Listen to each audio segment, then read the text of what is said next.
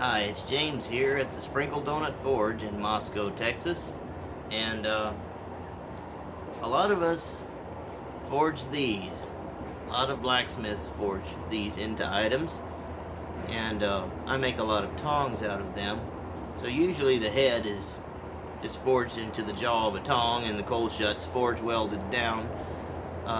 But for things like, for instance, rail spike knives, which are a very, very popular item, and rail spike stake turners, which are very cool.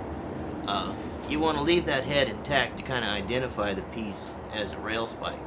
So that facilitates the need to grab a hold of it by the head and forge the other end. Well, it's real difficult to hold on to this. So I've been watching some YouTube videos on the great YouTube college on how to take a set of these.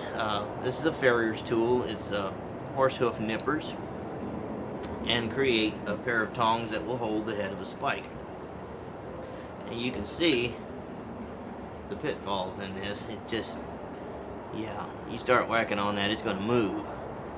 So you need to split one side to fit around the head like so, and you need to make kind of a thumb out of this one that follows the bottom profile of the spike. And that's what we're going to do. The first thing I'm going to do is get these in the forge. We're going to heat them up, and I'm going to straighten out the nibs on them. Be mindful that these are a higher carbon steel. They will burn very easily because of the high carbon content, and you don't want to be quenching these things off in the slack tub during work. So you're going to have to work with them hot and let them cool down if you need to. So I'm going to get this in the fire and we'll start on the first process. See you in a minute. Alright, let's get started with this. Open them jaws up. I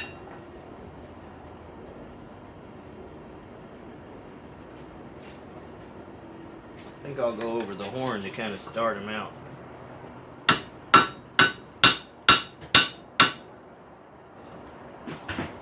There we go.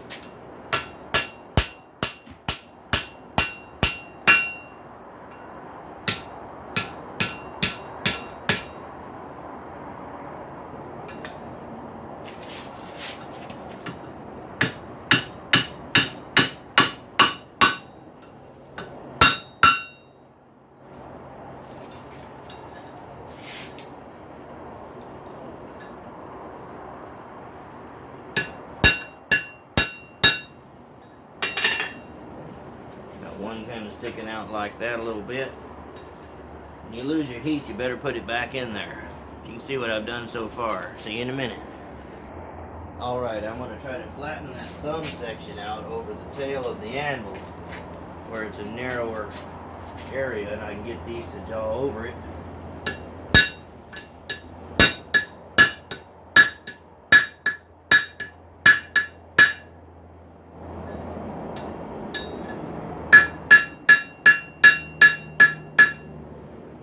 Square that up a little bit.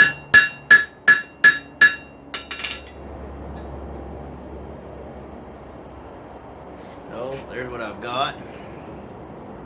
Warm this up just a little bit. I'd like to bring that in just a hair. Just a hair.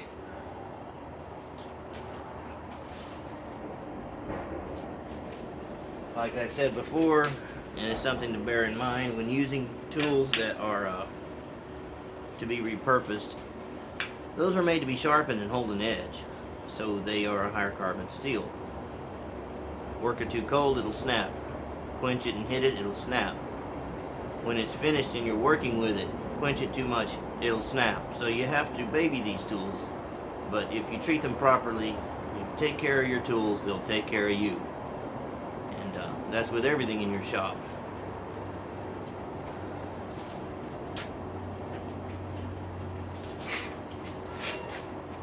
Go over the horn.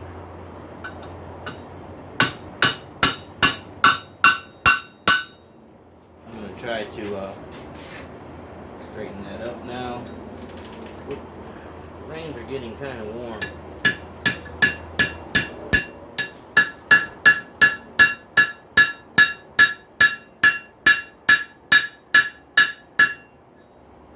Okay, I'm satisfied with that. That sure is a narrow area there. I just want to be real careful not to fracture it.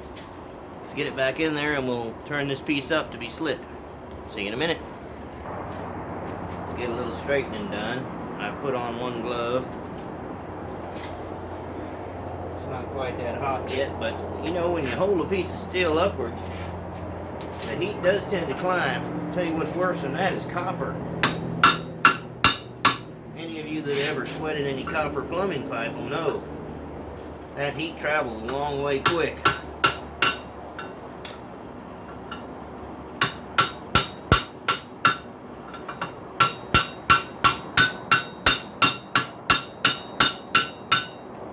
heat's kind of going away there. I think I got a few strikes I can make right here. It ain't moving easy, don't move it. I need to flip that up. I need to flip that straight and up at an off angle from this. That way I can cut it with an angle grinder. See you in a minute. Alright, let's work on it a little more. Don't expect to get too far because it's a cool day.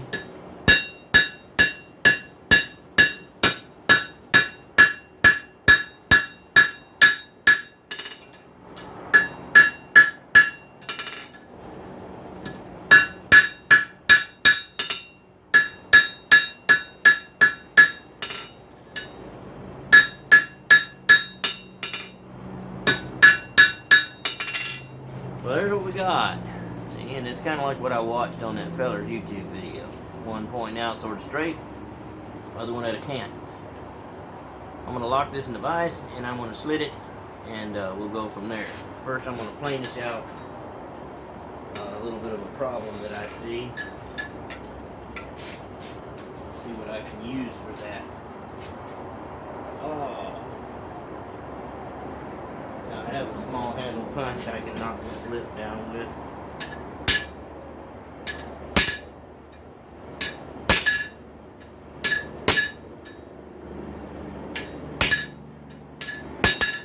Yeah, okay.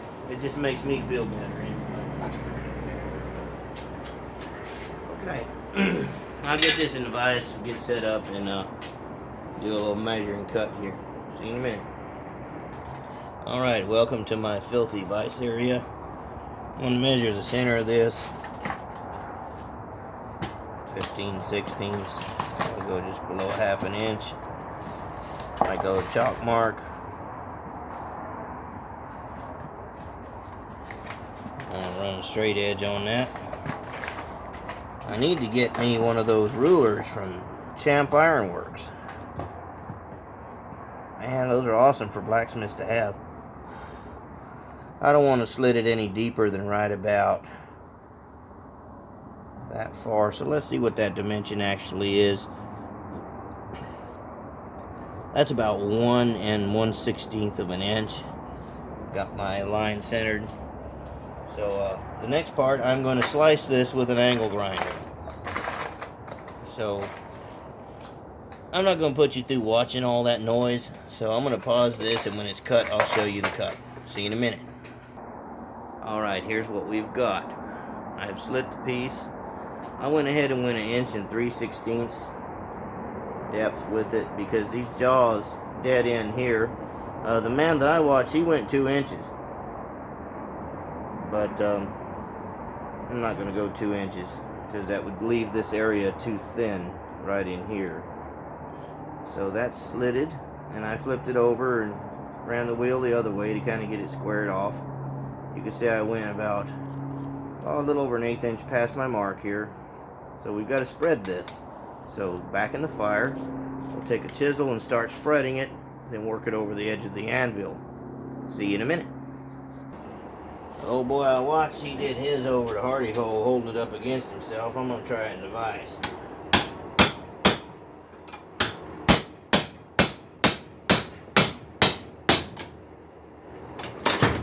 Well,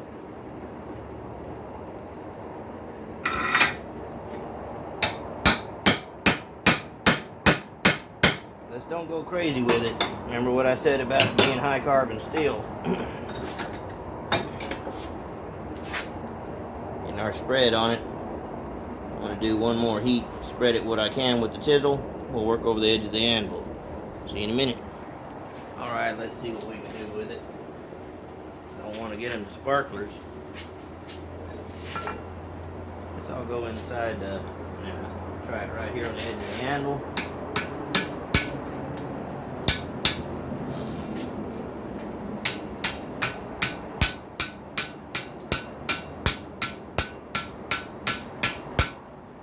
Go a little wonky on me.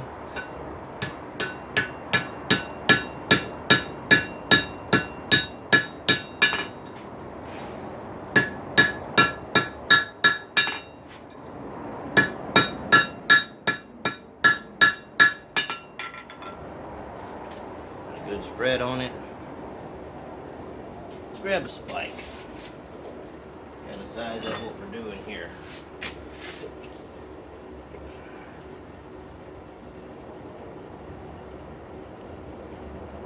Them little fingers need to engage the side of that spike real good. And that thumb needs to come down.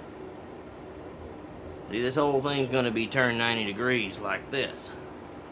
So you hold the spike straight out from the tongs. Kind of check and fit to see if it's going to thumb the head good, or it's going to finger the bottom edges of the spike head on either side. You see what I'm going for here. So I'm going to heat those up and I'm going to try to form them to this spike. So we'll see you in a minute. Alright, let's play with it in this spike a little bit.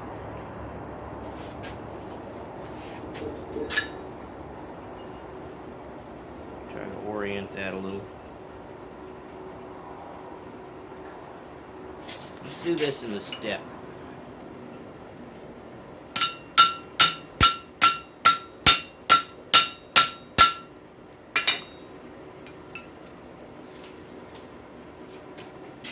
Seem to sit a little bit nicer there. Probably use a whack on the end.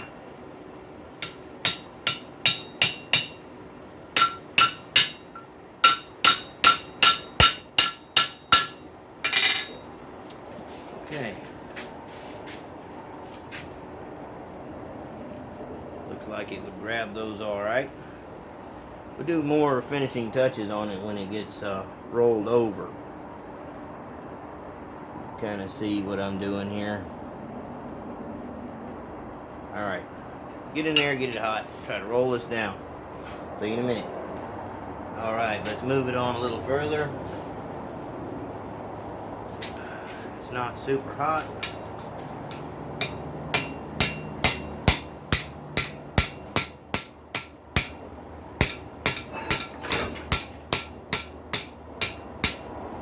Beginning to fold down. This area is wanting to crimp. I'm not going to force it. I need to find an angle to hit that little area. Probably need to build a hardy tool for that.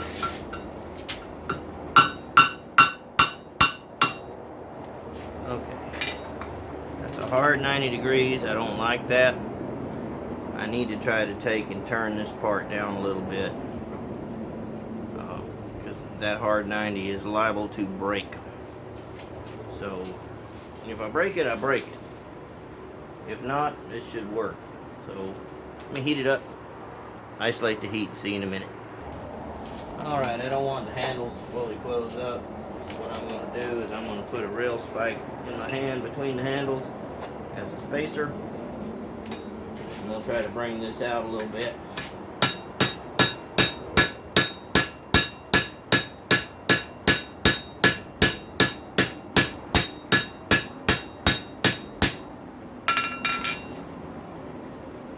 Suits me a little better.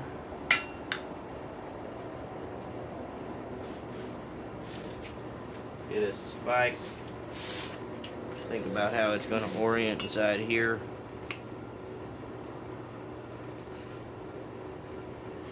That's getting pretty good. The handle's already got a decent spacing on them. So what I got to do to make this work out is I got to knock this thumb down and these teeth in against each side of spike. So we're going to start by doing one thing that needs to be done. I hate to have to do it, but the handles are getting so hot I can smell the burning leather of my gloves. So I'm going to dip the handles nowhere near to the critical area. I'm just going to dip them to where it'll kind of cool them off a little bit. In and out, so you don't create a quench line. Quench line creates a false area. Alright. I'm not going to wet my glove. The wet glove conducts heat very, very quickly. So much better. Let's get that back in the fire, and we'll work on closing this around that spike. See you in a minute. Alright. Let's see how bad I can bungle this one.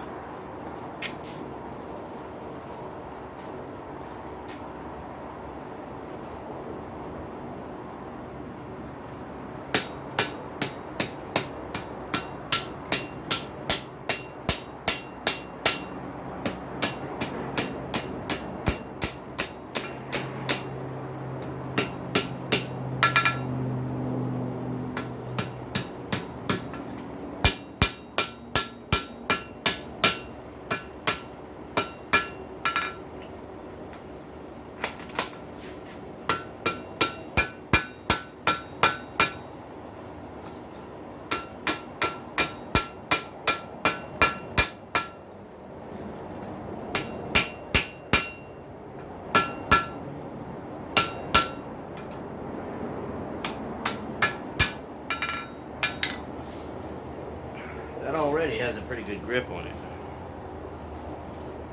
See there? See how that works? And them handles are touching.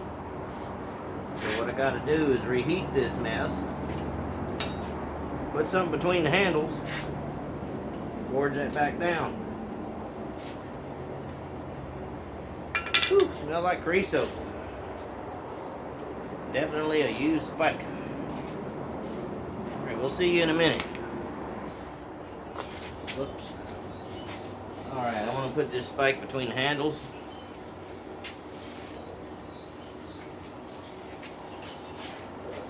Engage this other spike in the jaws.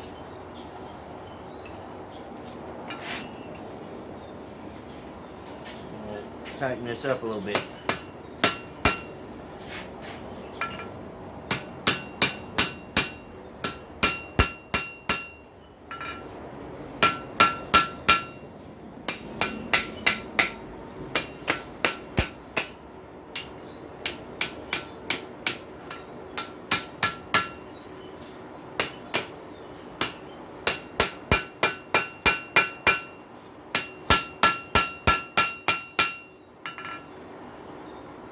Getting hot.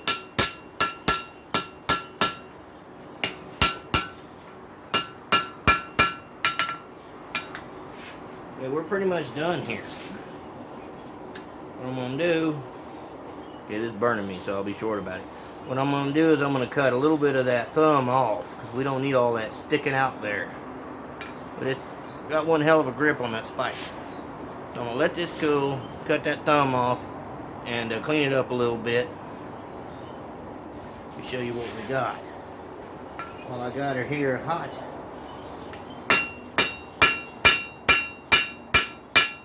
tighten that rivet up a little bit. Don't be surprised if you have to make a new rivet during this process, because they usually break off. Alright, see you in a minute. Alright, well, here's our finished set of spike head tongs. Here's the average size spike that I use. Let's engage it in there. That thing is rock solid. It ain't going nowhere anytime soon, except over the anvil.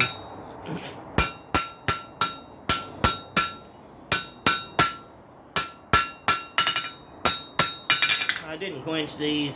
I let them cool natural. But I tell you what, that's a way, if you need to hold a spike by the head, you can acquire these things pretty much any yard sale, antique shop, pawn shop. They usually got a pair of these floating around. And one thing I will caution you against is creating such a narrow area here. But just dress any cold shuts or anything, or lips out. They'll be fine. Inexpensive and easy as they are to make, you can always make some more. Well,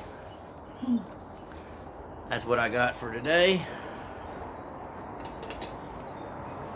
I hope you gleaned something from this. Till next time, bye.